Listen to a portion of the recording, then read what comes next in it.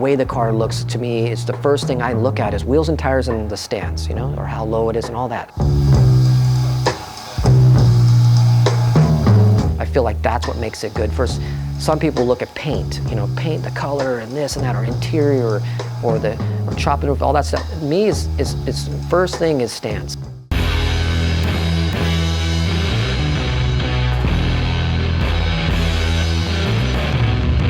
Back when I was a young kid, growing up, I was a skateboarder. It just became my life. I was 6 years old, started skateboarding, and that was my thing. And then I did that my whole life, ended up turning professional at it out of high school, and then never had a job.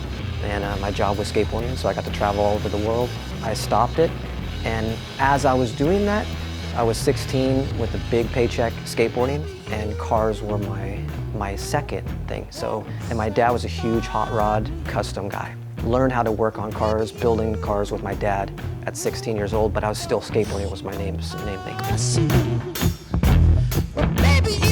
So I go into the local, you know, shop, and I told him, you know, I'm not going to skateboard anymore. I need a job, and immediately I'm working in the back of a shop, lowering cars and, you know, doing the whole street racing days. Long story short, I ended up buying one of his locations. He had 3 shops. At that time, my shop was making a lot of money, but at the end of the day, it really was just barely breaking even.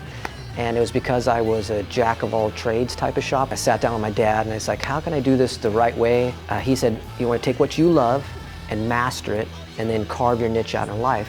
And if you carve one niche where everyone will know of you for one thing, you'll succeed. And then grew and grew, and now I'm into the big shop I am now, and it just took off. My mind is filled with ghosts, and more than most of all my love's gone wrong. Getting the good crew, the good set of guys I have nowadays took a long time. You know, I had a lot of struggling with in and out with different people.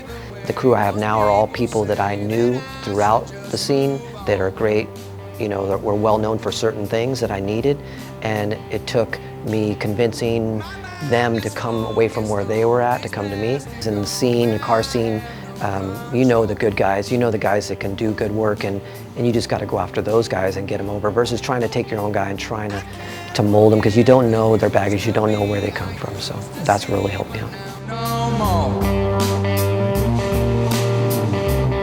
A lot of builders right now are getting bad publicity and stuff for saying they're not real true builders and stuff. Who cares? They're all builders in my eyes. So people have to look into the build and go, hey, give that guy respect for building the car, even if he had different people working on it and he barely putting his hands on it.